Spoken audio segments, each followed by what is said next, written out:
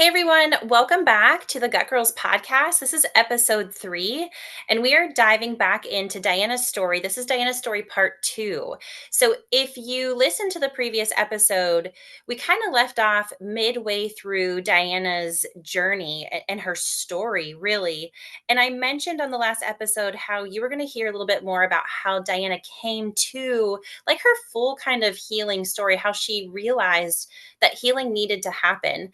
But before we get there, just to understand her full story, we kind of have to go back just a little ways. And so, Dana, I want to start here, like just rewind a little bit, because this part of your story will resonate deeply with so many women.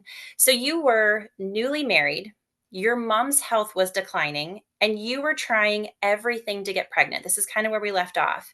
And not just for you, but for your mom to meet your future kids. Like there was this moment of desperation you had talked about last episode. So let's kind of pick up right there. Can you take us back to that season and what it was like physically, emotionally, and even spiritually for you during that time? Oh, sure. It was a stressful time, is what I remember. I remember lack of sleep. I remember, I think I mentioned on the last episode, eating foods that, were provided to us, like during my mom's sickness. I remember worrying about her every day. Um, and it was not a time that I understood exactly how I needed to handle my stress. I actually remember one night having, I guess, what I would expect would be a panic attack. And I had never experienced that and never have since. But I guess I just was so overwhelmed during that period of time. And I was questioning God, I was questioning everything. Like, why is this happening? I don't really understand exactly why this is happening, but I feel like this is now looking back at that time. I'm like, that was just part of my story, you know? Oh, I didn't know about your panic attack. I'm curious then, when I think of stress, like you said, you were basically holding on. You were thinking about your mom every day. You know what I mean? I was hmm probably on your mind 24/7. So, what other symptoms, if we can kind of reflect and help other people see, do you think that that took on your body and your gut health at the time? Do you remember? I know you said panic attacks. Was there anything else going on during that time that you remember with your health? With my health. Well, I was gaining weight. That was one of the biggest things that was always kind of a struggle for me because, really going back even kind of the last episode, I wasn't able to know how to balance that out well. I was never really provided the education, I don't know who would be in charge of that, my pediatrician or whatever, to help me understand how can I manage my weight better by eating certain foods. Because obviously I had the exercise part down. So it was a time of confusion for me because I just didn't really know how to handle my body and my stress. Mm. And I'm curious. So at that time, you were how old were you at that time? I got married at 22, and then my mom passed away when I was 24, and then I turned around and got pregnant right away, 6 weeks later, after my Okay. mom passed away. How were your cycles? So we're at the point in your story where your mom's health is declining. She hasn't passed yet, but how was like your hormones at that time? Do you remember your cycles being any different at that time, or did that come a little bit later for you? Kind of explain that to us. hmm My cycles were off from the time that started puberty to all the way until I got healthy and, in my 30s. They were extremely irregular. In fact, probably only having somewhere between 3 and 6 a year. Wow. Um, yeah, so I took birth control for years to try to help regulate that.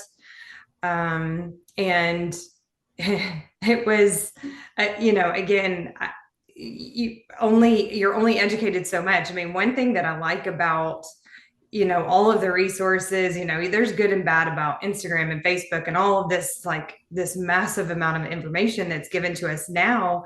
But, and some people see it negative, but You could also see it the other way, right? Where, now we're provided so much more education and resources now that I wasn't given at the time. And I'm not blaming my parents. I'm not necessarily blaming the doctors. It's just overall just sort of lack of information that I had at that time to make good decisions. And so I just would call it, I was getting by. Hmm. So interesting. I think of our cycles as like a fifth vital sign. And you and Mm-hmm. I now try to educate our women and young women on this. And so to hear you say, like, you had a cycle maybe three, six times if you were lucky a year. Mm-hmm. Wow. And what's interesting to me, so your mom's health was declining. We recognize, maybe you didn't recognize it at the time, but us reflecting on your story, there was clearly weight gain, irregular cycles. So there were signs. Again, you said it just Mm. wasn't quite educated on what those signs meant.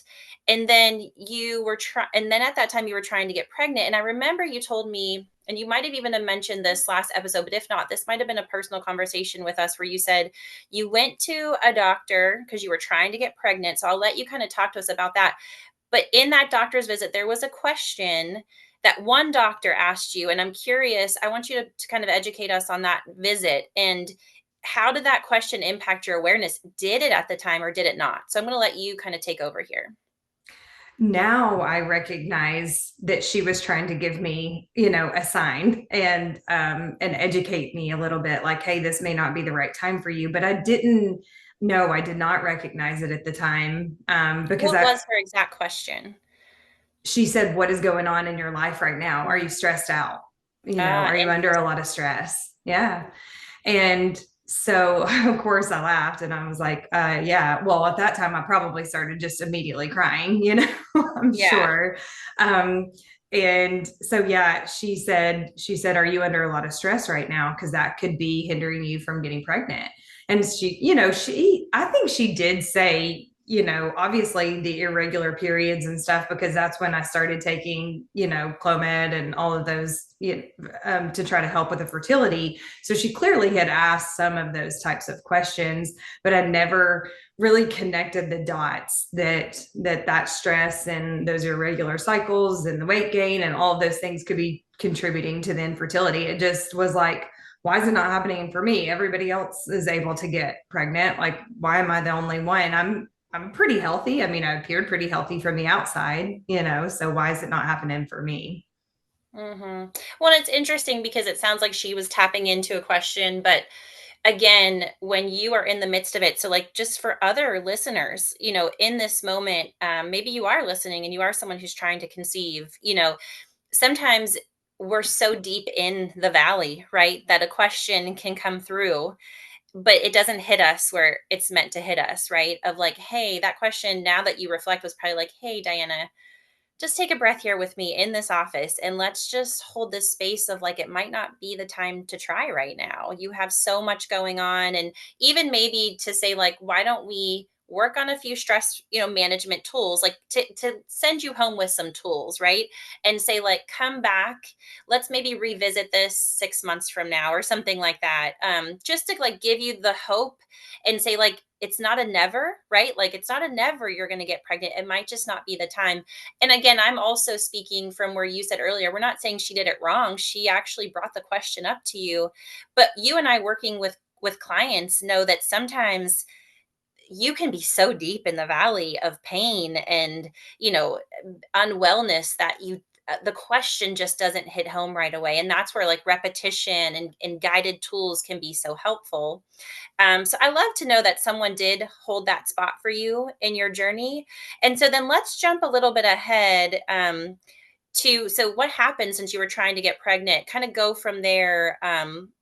When you were married, trying having a baby, like kind of take us through that part of your story. Yeah. Well, I think it even kind of goes back to, my nutrition.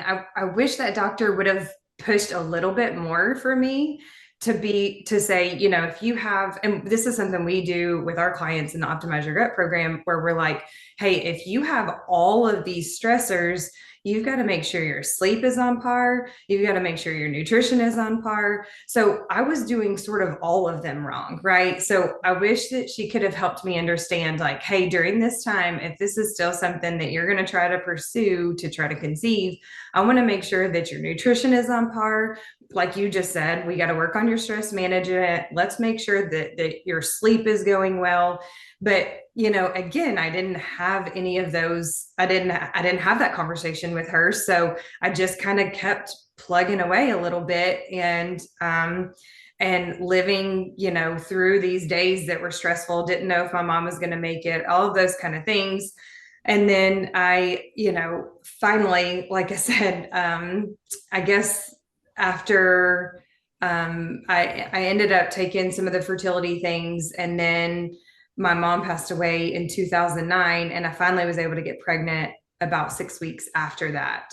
So it was almost like during that time, taking you back, it's almost like the stress finally left, even though I didn't have necessarily the nutrition piece and all those things, but maybe the stress was somewhat lifted, and that finally was able to happen. Yeah. I could imagine just hearing you say earlier, like, I was thinking, not that you weren't thinking about your mom after she passed, but it's a different kind of thinking, right? Like, Sure. Yeah. and so maybe just letting that go, recognizing Mm-hmm. like it's not for me to carry at this point, just letting Mm-hmm. that go could have been enough, you know what I mean, to let your body Yeah. come into, yeah, Yeah, I mean, balance. obviously, I mean, I think I've shared that between the time that my mom passed away and the time that I got pregnant, I gained 15 pounds. So Mhm. obviously, that was not, when I say the stress was lifted a minute ago, obviously it wasn't lifted, but maybe it was the fact that, I was back sleeping a little bit more and some of those kind of things. The stress just shifted into a different way, right? And Oh, even it though could she's have. been gone this many times, or this many years, the stress of missing her changes constantly still. Yeah. I mean, I think it's good though to just note for listeners of that speaks to it's a complex you know, state of being where maybe it was at that point a spiritual lift or an emotional lift or something. I mean, it was something, it's not just nutrition. I mean, clearly you gained 15 pounds. So it wasn't Right. like a lot of people will come to us and say, like, I'm eating everything right, and it's still not happening. And I think it's just a reminder of the body is complex. There's emotions, there's thoughts, there's what we carry in our tissues, like those thoughts, and maybe just a piece of that lifted. And so you were able to get pregnant. But again, it's interesting you said you gained 15 pounds. So how do you think that leads me to ask, like, how do you think the grief of your mom then showed up in your body and digestion during pregnancy? I mean, obviously the 15 pounds, right? But how do you think that played into your pregnancy? Have you ever even reflected that question before? No, not really. I thought it was normal to gain a lot of weight.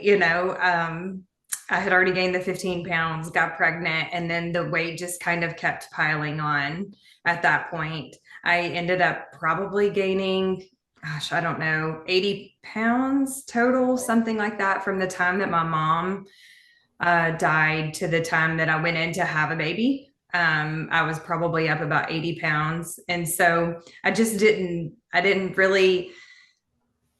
think much of it. I saw the weight constantly going up, but I thought, well, I'm eating for two. So, and I ate ice cream almost every single night. And, again, I wasn't really educated. And I mean, even my OBGYNs didn't, really make a comment.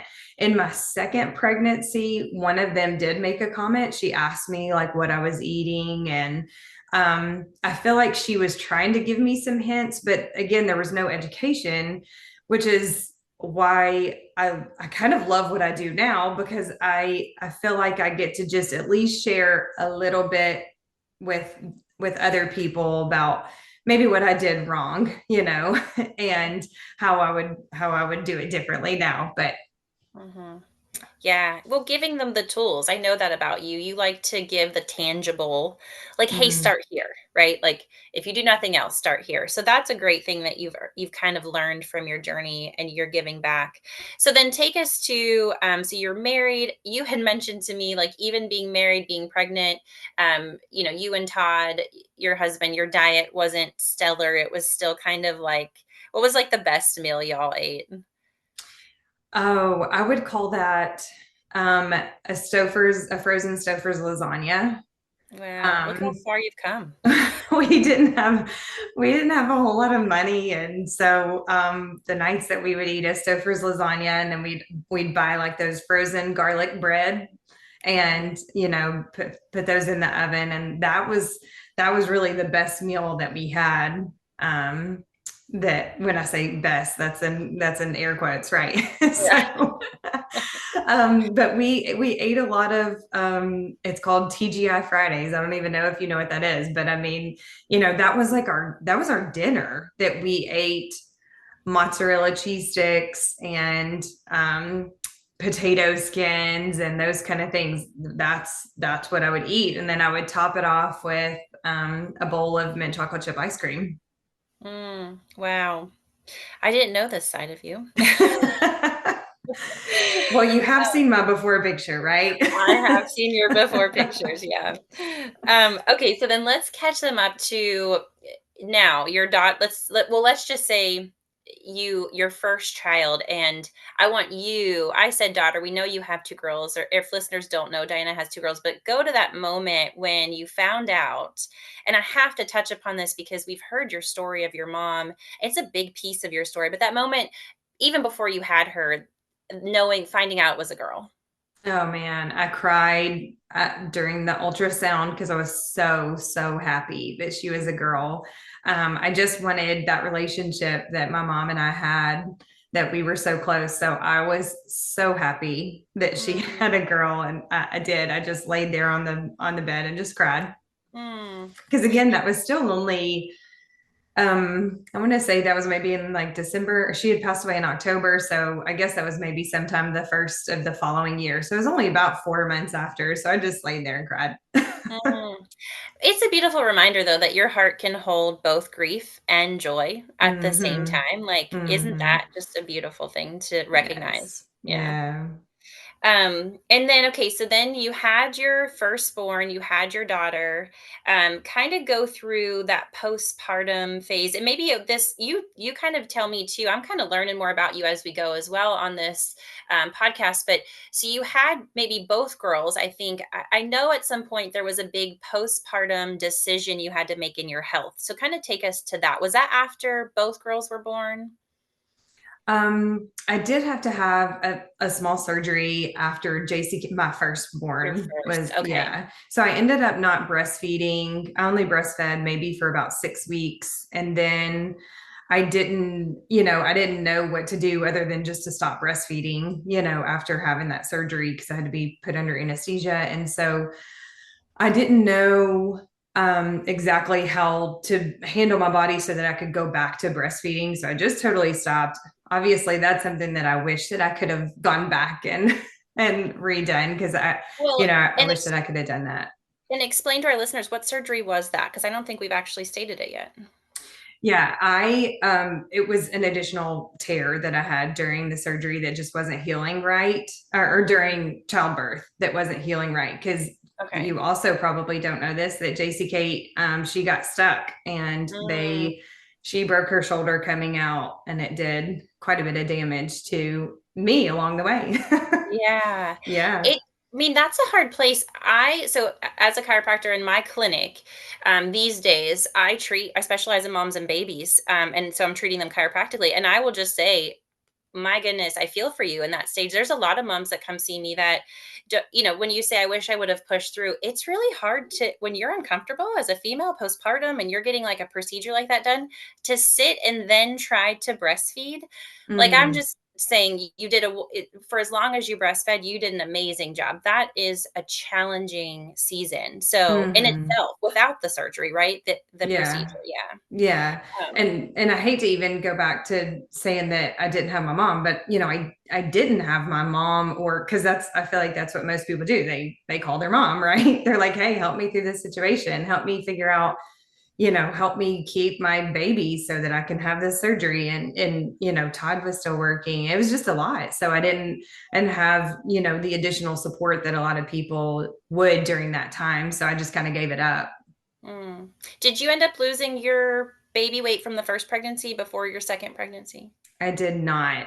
Okay. I was concerned that it was going to take us another 3 years or more to get pregnant again.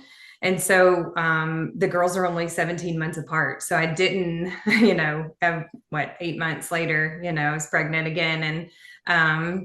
And no, I had lost some of the weight, but not very much. So once I got pregnant again for the second time, the weight just kind of kept going up, and it was the highest, when I went in to have my second daughter. It was it was pretty high. Wow. And Yeah. so then you had your second daughter. How was postpartum with her and with both of them? You had two little ones, 18 months apart. How was that? Yeah, challenging, because I still was working full time. I think I took maybe like 4 weeks off or something like that, so I was still working full time. And I had a 17-month old and a newborn. And I just tried to make it those 4 or 5 weeks that I took off work for breastfeeding my second. Her name is Michaela. And I breastfed her for a short period of time, but then I kind of did the same thing where I was like, oh, this is really tough. Like, I have two in diapers, and, and,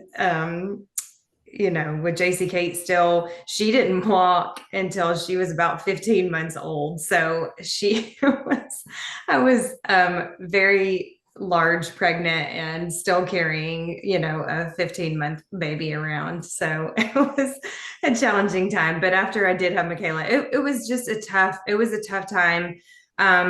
And a lot of different emotions, I would say, kind of during that time, because man, I was really missing my mom then.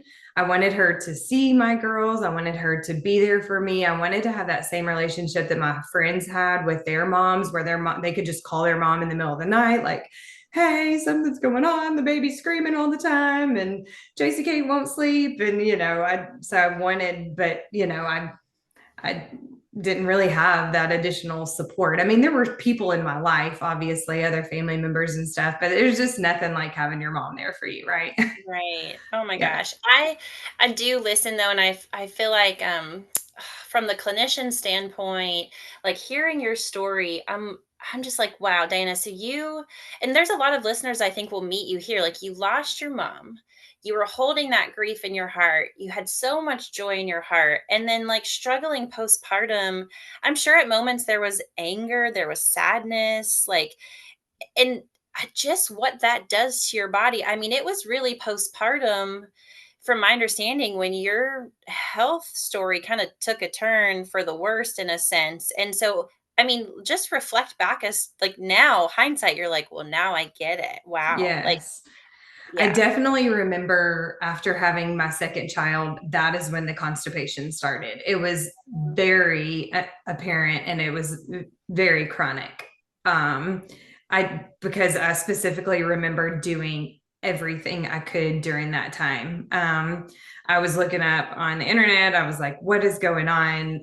Doctor Googling how to get my bowels moving. And I was doing it with, I mean, no nutrition, no any of that kind of stuff. But it was laxatives, it was stool softeners, it was enemas. I mean, anything that I could get my hands on. And I remember specifically laying in the bathroom floor on the tile floor because I was like sweating and miserable and felt awful, but just trying to do anything that I could to have a bowel movement. And I mean, there was tearing, I mean, everything, hemorrhoids, you name it, I Wow. experienced it. So I do, I mean, now looking back at that time, obviously I would never wish that upon myself or anybody for that matter, but it does kind of give me that experience of going through that. And man, I'm like now talking to clients and people that come, that I get to experience the Optimize Your Gut program with. I'm like, okay, wait, we got to kind of stay ahead of this and make sure that, you don't end up kind of where I was. Yeah. I have to imagine too that we've talked about your story up to this point of like, growing up, what health meant to you, what it was like. And I would imagine, and correct me if I'm wrong, but once you saw your mom go through her whole journey and actually, pass away, that it might have even provoked a little bit of fear into like your own well-being and your family's well-being. And I mention that because a lot of times with constipation, Dinah, you and I know when we talk to other women, it's like sometimes we'll just come out and say like, what are you holding on to? Like not Mm-hmm. physically, like what are you gripping with your knuckles, but like what are you holding on to in the body? Because that can be stagnation, which reflects as lack of motility, which is constipation, right? And so that could have been like just a new, maybe experience of health in that case of like living in a little bit of fear.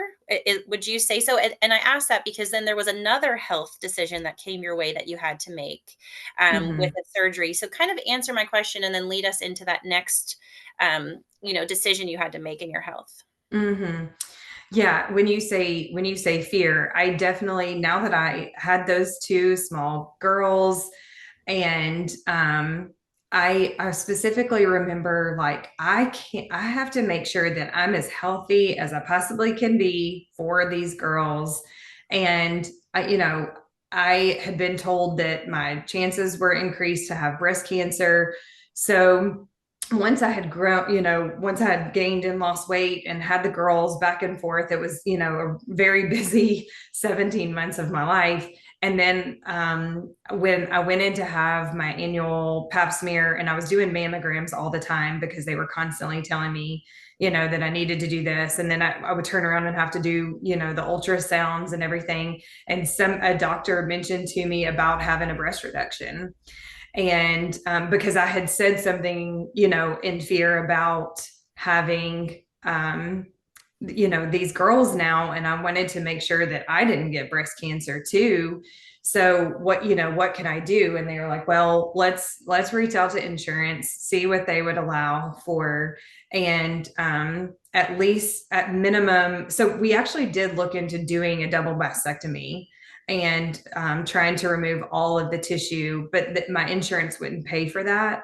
Um, and so they ended up saying, you can do a breast reduction and we'll remove as much tissue as possible, reducing your chance, hopefully, for cancer, and making it easier for you to be able to find it if for some reason you do have that.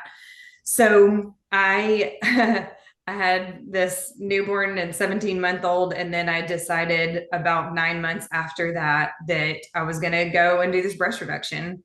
And so they took quite a bit of tissue. They literally took everything that they possibly could. So yeah, I would say out of fear, I did that.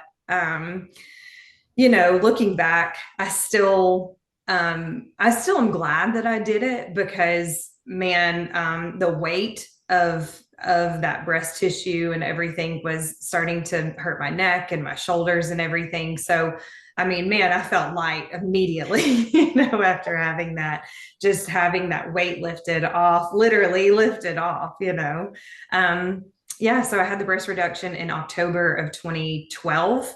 It was not easy, again, not having that additional support from my mom with the girls and still trying to work full time. And it was a tough time. Would I do it during that time of my life again? No. But it was also, like I said, part of my story, and I don't regret getting the breast reduction. I really don't, because I had gotten to that point that I really just wanted to feel better too. So Yeah. yeah. Wow. That's a heavy season to go through for sure. Raising littles, having another procedure. It's interesting to me when I think about like a fibrocystic breast, finding. Typically, I think of, hormone imbalance and what's the inflammatory diet like. But I mean, I get it. Like we've already said 1,000 times, you weren't necessarily educated on that. And sometimes, we do make decisions out of, maybe fear. It sounds like in the end it worked out for you. So, I mean, I'm just kind of speaking up for the listener that maybe tuned into this of like, a lot of times I'll hear people say, like, I wish I wouldn't have got that done. Let's say, like, they got a gallbladder taken out. Dana, you and I hear this all the Mhm. time. All the And we're, time. yeah, and it's like, you know what? Don't regret any decision that you made. You can't go back and fix it. It was where you were in the season of your life, and let's just Mhm. focus on what we can do now going Mhm. forward. And so, like, I'd literally say that just to say, guys, in that situation, Diana wasn't healthy.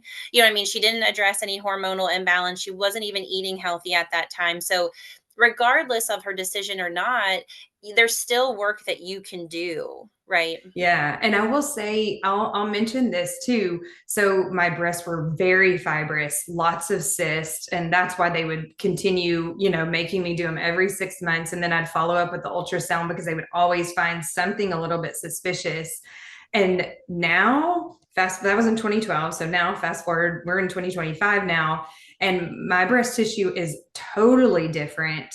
It's not fibrous at all. You can feel, I mean, like I even had, I guess I've had an exam done probably about a year ago, and she felt my breast tissue and everything, and she was like, "Man, you are really going to be able to feel if there's something wrong because your breast, it's not fibrous at all."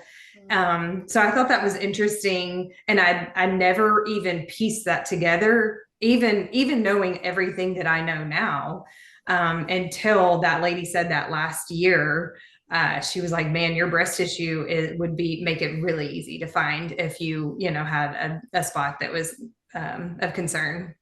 Wow. Way to piece that together. And I hope someone's listening that helps today. So then let me jump. So we're postpartum, you had the breast reduction. Speak a little bit to, I mean, you have two young girls. What was their health like and how did you kind of respond to their health? I mean, we know, where you've come so far in your journey. I'm sure that influenced your mothering and how you dealt with their health concerns. Hmm. It was if they ran a fever, it was immediately calling the doctor. I didn't have the education and the resources to know, hey, because again, this was what, 15 years ago, and so I didn't have the resources to know, like, hey, maybe you should just kind of let the body heal itself. I constantly was just running to the doctor. We were doing ibuprofen, Tylenol, no regard to any dyes or anything that were in, those liquid Tylenol and ibuprofen and things.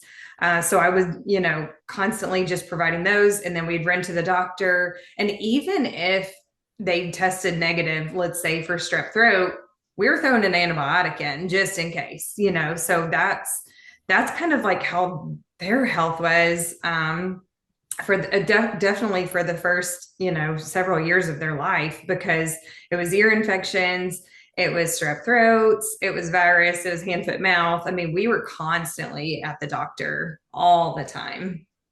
Mm, wow. I love hearing that and seeing where you are now as a gut girl. I'm like, oh my gosh, I'm smiling ear to ear for you and your family because I know that things are different now in your household. But let's just go back for a second. Speak to the early parenting years. Did you feel like I know you've said you haven't had you didn't have the resources, but did you feel kind of alone then in that moment of like I don't know what else to do and so I'm just going to keep doing what the doctor says, and not that the doctor was wrong, but I wonder like in your daughter's health, because I know she had recurring strep over and over again. And was there ever a point where you're like I kind of feel like this isn't working, but yet I don't know what else to do, speak to that. Hmm. Yeah, I mean, it got so bad that I truly didn't know what else to do, because I mean, and it was disrupting our life too. I mean, we were constantly having strep throat, going to the doctor. And so finally, I remember specifically hoping that JC Kate would have strep one more time because the insurance, they said that it would cover her having her tonsils and adenoids removed if she had strep. I can't remember, but I think it was 7 times in a 12-month period. And so I was like, man, I hope we get to that 7 times in 12 months. I really want to see if we can put an end to this. So I was actually like so thrilled when she got to that, because I was like, man, hopefully this will finally help our situation. Getting her tonsils and adenoids removed. So she did. She had her tonsils and adenoids removed when she was little. She had ear tubes put in when she was little. So yeah, there were a lot of health things that were that were going on during those early childhood years for them. That's interesting because you guys were going to talk about that was JC Kate, right? Yes. Yeah, we're going to talk about JC Kate's story in an episode itself, but it's interesting to me because I can reflect and say, like, okay, so she wasn't necessarily a healthy child. You did all the things you could, even went as far as getting her, tonsils and adenoids out. Fast forward to now her teenage years, and we see some things pop up in those early teenage years, and so it's just interesting to me to point out that sometimes it takes that deeper healing, right? Of really diving into her health and going back to say, like, well, we know she wasn't actually like, textbook picture perfect healthy when she was a child. So clearly, even though we did some of these procedures, we never took the deep, deep steps, which you've done now and you guys are still doing now with her, which is awesome. So then let me transition that to a question of how do you empower your kids to understand and listen to their own bodies now compared to then? Well, starting to listen to the signs, and I teach them a balance. We do not have nutrition perfectly. Our health is not perfect. None of those things. And I would never. That's what I try to be relatable, because there's still going to be pizza parties, and there's still going to be ice cream and cake and all those things. And so I try to teach them the balance of that, but then to also listen to their body. If you have face breakouts and those kind of things, they really can start to already connect the dots to what they're eating. And then if you pile what they're eating on top of stress, and I'm talking mostly about like physical stress. They both are very athletic, good at their sports that they do, and they do them a lot. So, that causes additional stress. So when you're doing that, I mean, think about like Olympic athletes. They know that they have to nourish their body and they have to do the things, to relieve the stress. It's not that dissimilar from a teenager trying to do all of those things. So it's me teaching them a little bit about the signs of what their body is telling them so that they can understand that a little bit better than what I could. And so we pump the brakes. Let's shift. Let's run a stool test, or do whatever we need to do to kind of look and see what the root of this is. But even before jumping to a stool test, there's so many things that you can do. I've taught them like breathing exercises, so they actually know how to do that. Do they get up every morning and do it? I can guarantee you my teenagers don't do that. But when after a basketball game or a stressful time or whatever, if they're feeling overwhelmed, they know how to go to that. I'm like, don't forget how to breathe, like breathe the correct way. And, so we kind of walk them through that. And we also, listen to those signs where, again, if there's face breakouts and things like that, we're like, again, okay, well, have we had sugar lots, day after day after day after day? Are we waking up in the morning and eating pancakes every morning? Like, let's go back to eating our protein first thing. So they're starting to connect all those dots, and again, not having it perfectly whatsoever, but it is nice that I can provide them a little bit more education than what I was given at the time, when I was a teenager.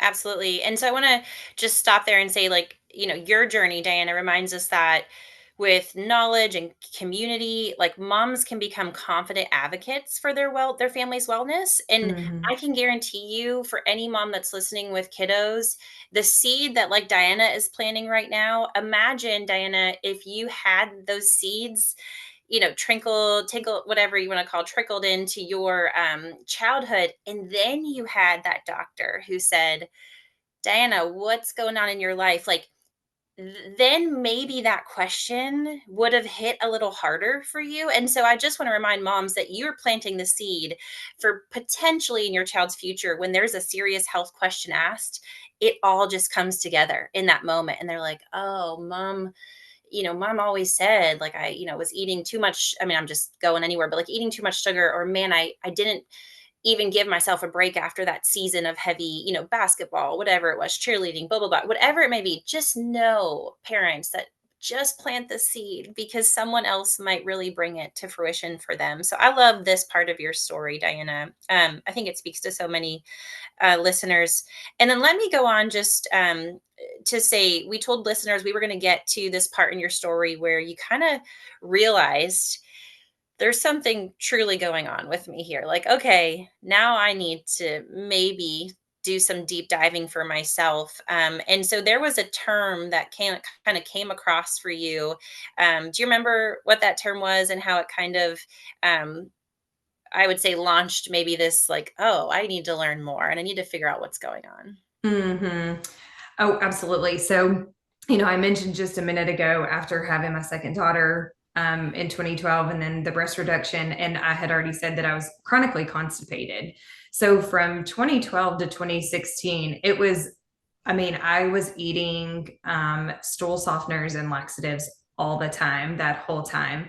And so it really wasn't until probably 2016 that a lot of other symptoms started sort of manifesting. It was kind of like this cascade of symptoms because you can't see constipation, or at least for most people, right? So but then it was sort of the outward physical things that started happening. I remember eating a Wendy's chicken nugget one time, and because I stopped and got the girls something, and I was on my way to a baseball game, and I just grabbed one of Michaela's chicken nuggets from Wendy's and I started eating it. And I got to the game and Todd was like, "What is wrong with your face?" I mean, it was like one solid rash, from about my cheekbones down into about halfway down my neck. It was fine little itchy bumps all the way down. And I was like, I don't know, what that is. And so then I started then kind of obviously connecting the dots a little bit that it was food. And then I can remember that the joint pain started. I was still like trying to exercise pretty rigorously because I wanted to, try to be as healthy as I possibly could and, constantly move my body. But I do remember during that time that it was when my hips and my knees and my ankles mostly just throbbed so much. And then it was my hair loss. My hair started falling out. And so it was during those times that, as again, this is how you show up in the world, right? With your hair and your skin and whatever. And so I remember being like, something's wrong. With all of these symptoms happening. And I remember thinking I started Dr. Googling everything. And to get to what you asked, I started Dr. Googling everything. I had pretty much diagnosed myself. This is when I had started the cycle of going to the doctor and, being passed from dermatologist to gynecologist, and my PCP and all during the while I was Googling all these different symptoms and trying to figure it out. So I pretty much diagnosed myself with lupus, but it was in that it was like, this could be from a leaky gut. And I was like, well, leaky gut. I wouldn't call myself having leaky gut because I'm constipated. But when I started looking at the symptoms of leaky gut, that's when it started talking a little bit more about IBS and constipation and, what all of those symptoms could look like. And I was like, oh man, maybe I have this leaky gut thing. So that was the term. The leaky gut is the one that made me think like, maybe I should start in the gut. Sure, I've had this constipation, but I just still was not sure that like this was going to put hair back on my head and stop my face rashes and whatever. But nobody else, none of the doctors had given me any answers. So I was like, okay, maybe this leaky gut is my answer. So maybe that gave you, it sounds like, a little bit of hope and a sense of like, oh, this is a new term. I'm not familiar with Maybe, yeah. I would say my hope came where after I talked to you that you pieced it. that together for me, but it was driving my curiosity for sure. It's but that's important to say out loud again, just recognizing it's a lot about language. We have so many clients that come to us, and it when you listen, it's like, "Oh, you have been told this before." But the way they explain it, we'll kind of like say like, "Have you considered it this way?" And then they're like, "Oh," you know what I mean? And so sometimes that's why you need a community, right?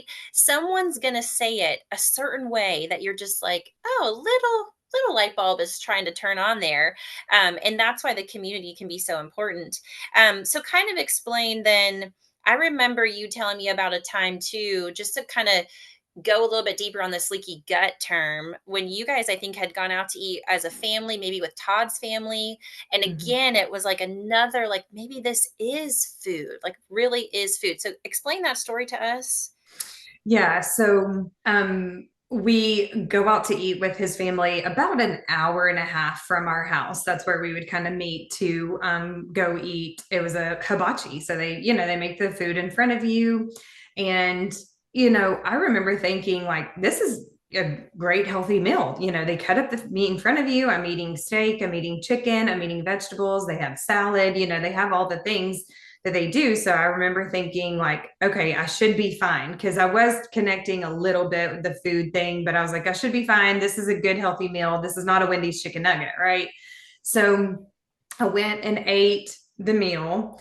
And by the time we drove that hour and a half home, I had the worst headache.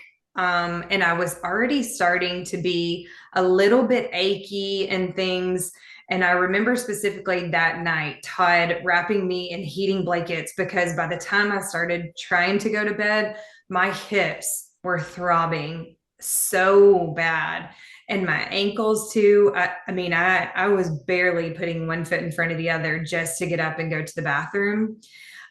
So it was that meal that I was like, man, what am I supposed to do now? Because that was relatively healthy, right? I mean, they even make a vegetable mix for you there. And, I tried to eat my vegetables, um, but that's when I really started to connect it. But I still didn't really know what to do because it was better than a Wendy's chicken nugget. Hmm.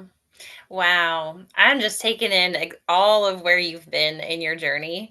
And it honestly impresses me today even more to see you as a gut girl, because that's interesting. Clients are going to see themselves so many places in your story. This is just yet another spot where it's like, but I'm doing everything right. I mean, I'm literally eating a clean meal and I'm still having symptoms. And again, this is where you probably felt a little lost. And so it's like, where do I go from here? And so having, again, that community can be helpful. And so then explain, you didn't have a community at the time, but it was around that time that you were introduced to me, right? And so Mm. kind of transition from then to our conversation briefly of how that sat with you and what that meant. Did it give you some validation? You mentioned hope for the first time. Mm. Yeah, because again, I started connecting the nutrition piece a little bit to, my symptoms being worse. I had already looked up the leaky gut, and then I had a friend that told me to reach out to, this place in Texas, and so I was introduced to you at that point, and that's when you told me that that makes sense, like the leaky gut, and that's what I think you should do is to take kind of a deeper dive into your health, and let's look at the root of the this cascade of symptoms. Let's look at why your hair is falling out and your face rashes and all those things. There is a definite connection between those things. And of course, I mean, you didn't guarantee anything or whatever, but you did tell me that it was going to be it was going to be a lot of work and a lifestyle change. And it was going to be hard because I was used to Stouffer's lasagnas and, potato skins for dinner. So, me trying to cook. And, I think I mentioned that, my mom she didn't cook. So I didn't learn to cook. So it was a whole new thing for me trying to figure out what in the world I was going to eat. I still remember telling you throughout at some point in your journey, I was like, Diana, I think hummus, because, and I'm jumping a little bit. We're going to go into Diana's, whole GI map.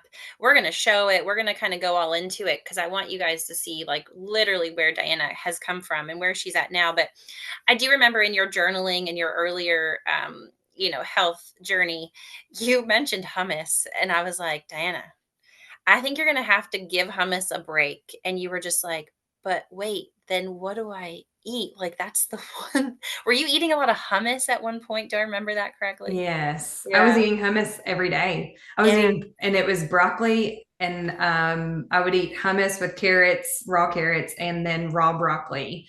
So it Mhm. was the raw broccoli that I was eating every day that, like, when you taught me to kind of start journaling and recognizing these things, I was like, oh, even broccoli right now is. So, I really started to connect those dots at that point. But yeah, I was eating hummus every day. I was eating broccoli every single day because I didn't know how to rotate through my foods and why that was important. And now looking back, I'm like, no wonder I was eating the same exact thing every single day. Mhm. Wow. And so I just want to remind people listening, it's so interesting. I mean, yes, this day and age technology is so great. We can really get information at our fingertips in an instant, but it's not curated to your like it's not individualized, right? To your exact time of where you're at in your healing journey. And so to hear this, where my goodness, for you guys listening, you might be thinking like she had hummus and carrots and broccoli. Like, how much cleaner can she get? It's not about just Googling healthy foods and eating that list. It's when we do the stool test, we're not diagnosing or curing anything. We're literally just connecting the dots. Like, hey, this lab marker suggests that, you're not, when it's low, it represents like you're not digesting fiber. So even if it's the best fiber in the world, it's just not, your body's not handling it right now. And sometimes it's just connecting those dots that can bring you like this sense of hope, right? And that's Hmm. what we did over our journey together, with your Hmm. hard work of journaling, then using me as like a part of your community to reflect and become knowledgeable with that information, the data that you collected, right? Hmm. Yeah. So guys, we're going to close here because I just want to remind you, we are going to go into Diana's full stool test report, and I'm excited to go through that and kind of break it in, it down for you and let you guys actually see that on a podcast, a visual of that. But for right now, what we're going to kind of stop here where Diana and I met. And before you hear Diana's stool test and how she came to full healing and where she's at now as a gut girl, we want to remind you that sometimes that healing, like we said already, it can require for you to hear a certain language from someone. And so we're going to take the next few episodes and kind of dive into my story so that you can understand kind of how Diana and I, when we met, we connected so well and we spoke the same language. Because guys, there's going to be several, folks in your health journey, whether they're true, like let's say doctors, health coaches, mindset coaches, whatever they are, whoever you're working with, you need to find the right person that speaks your language, that kind of meets you where you're at in your story, right? And so we're going to take a little bit, of a curve here and jump into my story next episode, and then come back and really reveal how Diana and I were able to work so closely together with her results, and bring her to this transformational now gut girl. The information provided on this podcast, including all episodes, show notes, and related content, is for informational and educational purposes only. It is not intended as medical advice and should not be used to diagnose, treat, cure, or prevent any disease. The views expressed by the host and guest of the Gut Girls podcast are their own and do not reflect the official policy or position of Gut Girls LLC or any other affiliated organizations. While we are trained health professionals and certified health coaches, we are not acting in a licensed clinical capacity on this platform. Any recommendations made on this podcast, including those related to diet, supplements, lifestyle, and lab testing, are general wellness strategies intended for educational use. Always consult with your licensed healthcare provider before implementing any information heard here, especially if you have a medical condition, are taking prescription medications, or are under medical supervision. By listening to this podcast, you agree not to use this content as medical advice to treat yourself or others. Neither Gut Girls LLC nor the podcast hosts or any guests shall be held liable for any damage, loss, or injury caused by the use of this information.